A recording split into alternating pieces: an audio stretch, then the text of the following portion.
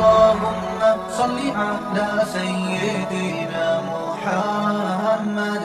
بسم اللہ الرحمن الرحیم نحمدہ ونصلی علی رسولہ الکریم۔ الاستعارۃ علم البیان کے اندر جو اہم چیزیں ہیں اس میں ایک تشبیہ ہے اور ایک مجاز ہے اور ایک استعارہ ہے۔ یہ استعارہ مجاز کی ایک قسم ہے، پیچھے اس کی تفصیل بیان ہوئی ہے، وہ آگے اس کی مزید تقسیم بیان کر رہے ہیں۔ تنقسم الاستعارۃ الی مصرحۃ و الی مکنیۃ۔ استعارہ کی دو قسمیں ہیں، ایک استعارہ مصرحہ اور ایک استعارہ مکنیہ۔ مصرحہ وہی التي صرح فيها بلفظ المشبہ به فقط۔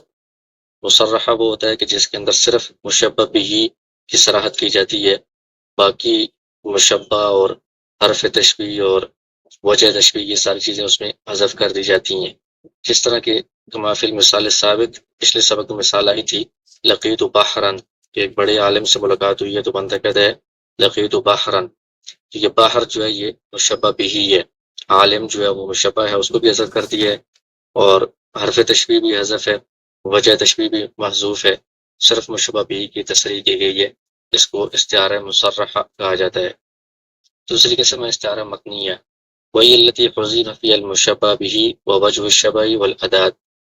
کہتے ہیں کہ استعارہ مکنیہ میں یہ ہوتا ہے کہ مشبہ به بھی حذف کر دیا جاتا ہے، وجہ تشبیہ بھی حذف کر دی جاتی ہے، اور ادات تشبیہ جو حرف تشبیہ ہوتے ہیں وہ بھی حذف کر دیا جاتا ہے، صرف مشبہ مذکور ہوتا ہے، اور مشبہ به کے بدلے میں اس کے لوازمات میں سے کوئی لازم وہاں پر لایا جاتا ہے۔ جیسے مثال دی ہے ابو زعیب حذلی کا شعر ہے، وَإِذَا الْمَنِيَّةُ أَنْشَبَتْ أَظْفَارَهَا، کہ موت جب اپنے پنجے گاڑ دے، الفیت کل تمیمۃ لا تنفع، تو آپ پائیں گے کہ کوئی بھی تعویذ وغیرہ یا کوئی بھی منتر کوئی چیز بھی اس وقت فائدہ نہیں دیتی۔ تو یہاں پر اس نے کیا کیا ہے، موت کو تشبیہ دی ہے ایک درندے کے ساتھ جو اپنے پنجے گاڑتا ہے، شکار کے اوپر حملہ کرتا ہے، تو یہاں پر منیہ موت مشبہ ہے، اس کو تشبیہ دی ہے، اس کا ذکر ہے۔ مشبہ بھی جو درندہ ہے اس کا بھی ذکر نہیں ہے، حرف تشبیہ کا بھی ذکر نہیں ہے، اور وجہ تشبیہ کا بھی ذکر نہیں ہے، البتہ مشبہ بھی جو درندہ ہے اس کے لوازمات میں سے ایک لازم اظفار، اس کا ذکر کیا گیا ہے کہ اس کے پنجے ہوتے ہیں، ناخن ہوتے ہیں۔ الاضاف اس کی مزید وضاحت کر رہے ہیں، الاستعارۃ التصریحیہ او المصرحہ، اس کے دو نام ہیں، استعارہ تصریحیہ بھی کہتے ہیں، مصرحہ بھی کہتے ہیں۔ نام اس لیے دیا گیا ہے کہ اس کے اندر جو تشبیہ کا ظاہری رکن ہوتا ہے، اہم رکن ہوتا ہے، وہ مشبہ بھی وہ اس کے اندر مذکور ہوتا ہے، اس کی صراحت کی جا رہی ہوتی ہے، اس لیے اس کو مصرحہ یا تصریحیہ کہا جاتا ہے۔ کیسے مثال دی ہے، لقیت بحرا، کہ ایک عالم سے جو علم کے اندر بہت بڑے وسعت والے ہیں، ان سے ملاقات کی تو بندہ کہتا ہے لقیت بحرا، اس میں جو سمندر ہے وہ مشبہ بھی ہے، مراد کیا ہے کہ لقیت عالما کالبحر فی سعۃ العلم، میں نے ایک عالم سے ملاقات کی ہے جو سمندر کی طرح ہے، کس بات میں، وسعت علم میں، تو وسعت علم وجہ تشبیہ ہے وہ بھی محذوف ہے، کاف حرف تشبیہ بھی محذوف ہے، مشبہ بھی محذوف ہے، صرف مشبہ بھی کی تصریح کی گئی ہے۔ مشبہ بھی اہم رکن ہے، ظاہر رکن ہے، اس لیے اس کی تصریح کی وجہ سے اس کو مصرحہ یا تصریحیہ کہا جاتا ہے۔ دوسری مثال دی ہے، حدیث میں ہے کہ نبی صلی اللہ علیہ وسلم ابو طلحہ رضی اللہ عنہ کے گھوڑے پر سوار ہوئے تو آپ نے فرمایا کہ واپسی پر ان وجدناہ لبحرا، اس کو تو ہم نے سمندر کی طرح پایا ہے، مطلب کیا، کل بحری، گھوڑے کو سمندر کے ساتھ تشبیہ دی ہے، فی ساعۃ جری، اس کے بہت تیز دوڑنے کی وجہ سے۔ تو یہاں پر گھوڑا مشبہ ہے، اس کا بھی ذکر نہیں ہے، وجہ تشبیہ اور حرف تشبیہ کا بھی ذکر نہیں ہے، صرف بحرا مشبہ بھی کا ذکر ہے۔ یہ ایک تو بات یہ ہے کہ اس کا دوڑنا بہت وسیع ہے، دوسرا یہ کہ اس کا دوڑنا لا ينفد، ختم نہیں ہوتا، جس طرح کہ سمندر آگے حد نگاہ تک ہوتا ہے، ختم نہیں ہو رہا ہوتا، اس طرح یہ گھوڑے کو سمندر کے ساتھ تشبیہ دی ہے، تو یہ بھی استعارہ تصریحیہ یا مصرحہ کی مثال ہے۔ دوسری مثال دی ہے، شاعر کا قول ہے، فَأَمْطَرَتْ لُؤْلُؤًا مِّن نَرْجِسٍ وَسَقَتْ وَرْدًا وَعَزَّتْ عَلَى الْعُنَّابِ بِالْبَرَدِ، کہ اس نے برسائے ہیں موتی نرگس سے، اور سیراب کیا ہے گلاب کو، اور کاٹا ہے اپنی انگلیوں کو پولوں کے ذریعے سے۔ تو اب اس شعر کے اندر کہتے ہیں خمسۃ تشبیہات، 5 تشبیہات ہیں۔ ایک تو اس نے دمعیہا، اس کی آنسوؤں کو تشبیہ دی ہے موتیوں کے ساتھ. جس طرح موتی جو ہے نا وہ چمکدار ہوتا ہے، صاف شفاف ہوتا ہے، تو اس کے آنسو ایسے چمکدار ہیں، صاف شفاف ہیں.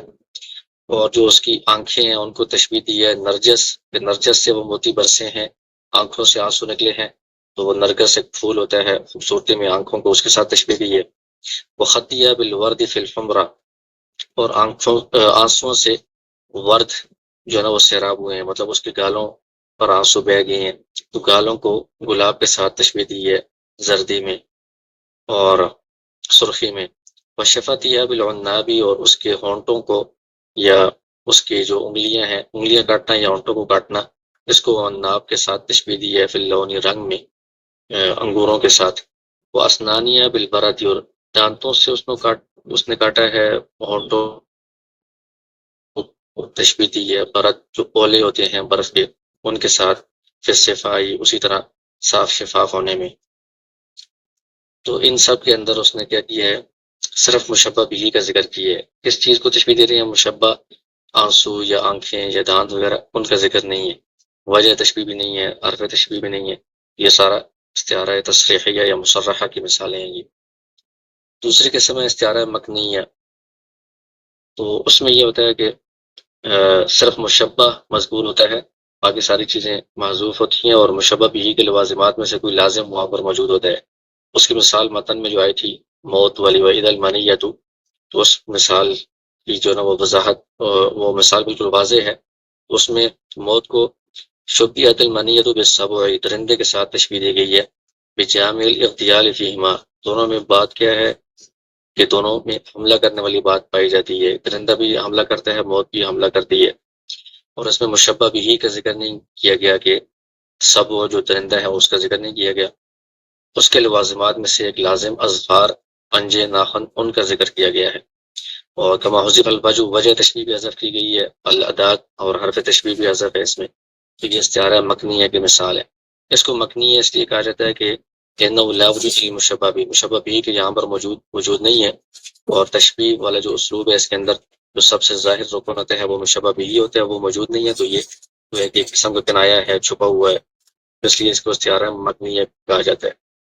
اور جو بیانیون یعنی علم بیان والے ہیں وہ اس کے لیے ایک اور مثال بھی دیتے ہیں قرآن کریم سے. وَاخْفِضْ لَهُمَا جَنَاحَ الذُّلِّ مِنَ الرَّحْمَةِ، والدین کے بارے میں کہا گیا کہ والدین کے سامنے آپ اپنے جو عاجزی کے بازو ہیں ان پست کر دیں، رحمت کی وجہ سے، شفقت کی وجہ سے. اس کی وضاحت میں وہ کہتے ہیں کہ یہاں پر جو ذل ہے، عاجزی ہے، اس کو ایک پرندے کے ساتھ تشبیہ دی ہے، کیونکہ ان دونوں کے درمیان جو جامع ہے وہ خضوع، پستی ہے، عاجزی ہے، وہ پائی جاتی ہے. اور پرندے کو استعارتاً استعمال کیا گیا ہے ذل کے لیے. ولم یذکر المستعارہ، تو پرندے کو مستعار لیا گیا ہے لیکن اس کا ذکر نہیں کیا گیا یہاں پر، اور طائر کا، بلکہ اس کے لوازمات میں سے ایک لازم ہے جناح، پر، اس کا یہاں پر ذکر کیا گیا ہے. تو اس میں بھی وہی بات ہے کہ جو عاجزی ہے اس کو پرندے کے ساتھ تشبیہ دی ہے، تو عاجزی مشبہ ہے، اس کا ذکر موجود ہے. مشبہ بھی پرندے کا ذکر نہیں ہے، البتہ پرندے کے لوازمات میں سے جو جناح ہے، پر، اس کا ذکر کیا گیا ہے. تو یہ بھی استعارہ مکنیہ کی ایک مثال بنتی ہے. وتنقسم ایضا، اسی طرح استعارہ کی ایک اور تقسیم ہوتی ہے، تو اس کے اعتبار سے اس کی دو قسمیں بنتی ہیں، اصلیہ اور طبعیہ. تو استعارہ اصلیہ وہ ہوتا ہے کہ اذا کان المستعار اسما جامدا غیر مشتق، کہ اس میں مستعار جو ہوتا ہے وہ اس میں جامد ہوتا ہے، مشتق نہیں ہوتا، فعل وغیرہ یا کوئی اور اس طرح کی چیز نہیں ہوتی. جیسے آپ صلی اللہ علیہ وسلم نے انجشا رضی اللہ عنہ سے ان سے کہا، وہ سفر کے دوران وہ تی پڑھ رہے تھے، یعنی سر میں کوئی وہ آواز میں کچھ پڑھتے ہیں تو اس سے اونٹ جو ہے نا وہ تیز چلنا شروع ہو جاتے ہیں. تو ان سے آپ نے فرمایا کہ لا تکسر القواریر، کہ آپ جو ہے نا وہ شیشوں کو نہ توڑو. تو قارورہ قواریر شیشے کو کہا جاتا ہے جو کمزور ہوتا ہے. مراد یہ تھا کہ اس آواز کی وجہ سے جو عورتیں ہیں ساتھ شریک، ان کو کوئی نقصان نہ ہو. تو ضعفت النساء، کمزور عورتیں جو ہے نا وہ ان کو آپ نہ توڑیں. تو کمزور عورتوں کو شیشے کے ساتھ اس میں تشبیہ دی گئی ہے. قارور جو ہوتا ہے، قارورہ یا قواریر، یہ اس میں جامد ہے، کوئی مصدر یا مشتق وغیرہ نہیں ہے، تو اس کو استعارہ اصلیہ کہا جائے گا. دوسری مثال ہے استعارہ طبعیہ، وہی التي يكون اللفظ الذي تجري فيه فعلا او اسما مشتقا. اس میں جو لفظ مستعار لیتے ہیں تو وہ کوئی فعل ہوتا ہے یا اس میں مشتق ہوتا ہے تو اس کو استعارہ طبعیہ کہا جاتا ہے. جیسے ولما سکت عن موسیٰ الغضب، غضب جو ہے نا وہ خاموش ہو گیا. تو غضب کو تشبیہ دی ہے کسی انسان کے ساتھ، جو انسان بولتا ہے یا خاموش ہوتا ہے تو سکت خاموش ہونا. یہاں پر یہ مستعارہ استعارہ کے طور پر استعمال ہوا ہے. تو سکت یہ فعل ہے، اس میں مشتق ہے، فعل ہے مطلب مشتق ہے، یہ اس میں جامد نہیں ہے. اس کی وضاحت کر رہے ہیں کہ الاستعارۃ الاصلیہ یکون اللفظ المستعار فی اسم جامدا کاسد و حاتم و غزال و قص و مادر. یہ اس میں استعارہ اصلیہ میں جو لفظ مستعار لیا جا رہا ہوتا ہے، استعمال ہو رہا ہوتا ہے، وہ اس میں جامد ہوتا ہے. جیسے شیر ہے، ہم کہتے ہیں کہ زید شیر ہے، مطلب زید بہادر ہے، تو شیر جو ہے نا یہ اس میں جامد ہے، مستتر مشتق وغیرہ نہیں ہے. فلاں کے بارے میں ہم کہتے ہیں کہ فلاں جو ہے نا وہ حاتم ہے، تو یہ ہم اس کو حاتم تائی کے ساتھ تشبیہ دے رہے ہیں سخاوت میں. تو حاتم ایک نام ہے، اس میں جامد ہے.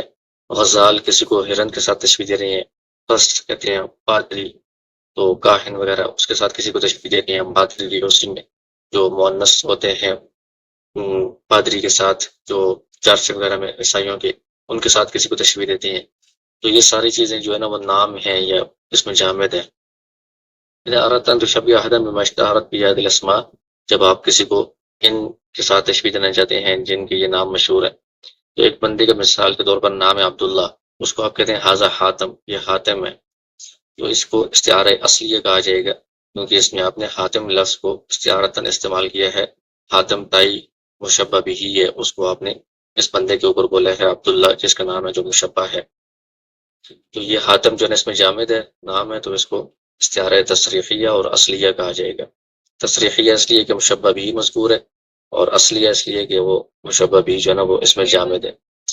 اسی طرح جو اوپر متن میں مثال آئی ہے قواریر والی، اس میں یہ تھا کہ رفقا بالقواریر، ان کے اوپر آپ نرمی کریں، ان کو نہ توڑیں. تو اس میں قواریر کا جو لفظ ہے وہ عورتوں کے لیے مستعار لیا گیا ہے، استعارتاً استعمال ہوا ہے. تو اس کی مزید تفصیل کیا ہے استعارے کی جاری ہونے کی، کہ اس میں شبیہت النساء بالقواریر فی ضعف الاحتمالی، عورتوں کو شیشے کے ساتھ تشبیہ دی گئی ہے کہ ان کی برداشت جو ہے وہ کم ہوتی ہے. شیشہ جس طرح کسی بھی ہلکی سی چیز سے ٹوٹ جاتا ہے، وہ سخت نہیں ہوتا، تو اس طرح عورتیں بھی جو ہے وہ کسی بھی چیز سے جو ہے ان کے دل نرم ہوتے ہیں. بجائے میں رقت فی کل، ان دونوں میں رقت نرمی پائی جاتی ہے. تو اس کو استعارہ تصریحیہ کہا جائے گا اور اصلیہ کہا جائے گا. اصلیہ اس لیے کہ یہ قواریہ جو ہے اس میں جامد ہے، تصریحیہ اس لیے کہ اس میں صرف مشبہ بھی کا ذکر ہے. دوسری قسم ہے طبعیہ، اس میں یہ ہوتا ہے کہ جو مستعار ہوتا ہے وہ فعل ہوتا ہے یا اسم مشتق ہوتا ہے یا حرف ہوتا ہے. فعل کی مثال ہے متن میں بھی آئی ہے ولما سکت عن موسیٰ الغضب.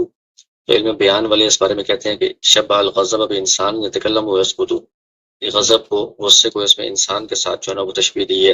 انسان جو بات کر رہا ہوتا ہے، خاموش ہو رہا ہوتا ہے، تو وہ سکت خاموش ہو گیا. تو سکت اس میں فعل ہے، اس کو استعمال کیا گیا ہے استعارتاً. تو یہ اس میں فعل ہے، چونکہ اس میں جامد نہیں ہے تو اس کو استعارہ طبعیہ کہا جائے گا. اس میں مشتق کی مثال کیا ہے؟ شریف و عملی کا ناطق بفضل کا، تمہارے جو عمدہ اعمال ہیں، اچھے اعمال ہیں، وہ تمہارے فضل کی گواہی دینے والے ہیں، تمہاری فضیلت کے بارے میں بولنے والے ہیں. تو یہاں پر اعمال جو ہے نا وہ فضل کے اوپر دلالت کرنے والے ہوتے ہیں، تو ناطق کو استعمال کیا ہے دلالت کرنے کے اوپر. شبیہت دلالت العمل شریف بالنطق، نیک اعمال اچھے اعمال ہوتے ہیں، ان کی دلالت ہوتی ہے بندے کے افضل ہونے پر، فضیلت پر. تو اس دلالت کو تشبیہ دی ہے نطق کے ساتھ کہ وہ اعمال خود بول رہے ہیں. تو ان دونوں میں جامع کیا چیز ہے؟ الافہام، کہ دونوں سے بات سمجھ میں آتی ہے، اچھے اعمال سے بات سمجھ میں آتی ہے، دلالت سے بھی بات سمجھ میں آتی ہے، اور نطق بولنے سے بھی بات سمجھ میں آتی ہے. اچھے اعمال سے تمہارا فضل سمجھ میں آ رہا ہوتا ہے. تو اس میں جو لفظ مشبہ بھی اور دلالت کرتا ہے اس کو مشبہ کے لیے استعارتاً استعمال کیا گیا ہے، یعنی نطق کو دلالت کے معنی میں استعمال کیا گیا ہے، اور نطق سے ناطق یہ اس میں مشتق اسم بنایا گیا ہے اور اس کو استعمال کیا گیا ہے. ناطق بمعنی دال، تمہارے جو اچھے اعمال ہیں وہ دال ہیں، دلالت کرنے والے ہیں تمہارے فضل کے اوپر. تو یہ استعارہ تصریحیہ اور طبعیہ ہے. ناطق جو یہ اسم مشتق ہے، اور چونکہ اس میں مشبہ بھی کا ذکر کیا گیا ہے، ناطق کا مشبہ جو دلالت ہے اس کا ذکر نہیں ہے، تو یہ استعارہ تصریحیہ اور طبعیہ ہے. حرف استعمال ہو، اس کی مثال کیا ہے؟ وَلَأُصَلِّبَنَّكُمْ فِي جُذُوعِ النَّخْلِ، میں تمہیں سولی دوں گا کھجور کے تنوں میں. تو یہ فی جو ہے نا یہ اعلیٰ کے معنی میں ہے، تنوں پر لٹکا کر سولی دیں گے. تو یہ فی کو اعلیٰ کے معنی میں استعمال کیا گیا ہے، تو یہ حرف کو استعمال کیا گیا ہے استعارتاً، تو اس کو بھی استعارہ طبعیہ کہا جائے گا۔ کہتے ہیں کہ استعارہ کی جو تقسیمات ہیں اس میں یہ جتنی بات ہم نے بیان کی ہے یہ کافی ہے سمجھنے کے لیے۔ اس میں مزید طوالت بعض کتابوں میں بیان کی جاتی ہے جس کا طالب علم کو کوئی فائدہ نہیں ہے، بس اتنی بات کافی ہے کہ استعارہ مکنیہ، مصرحہ، تمثیلیہ وغیرہ کو پہچان لیں۔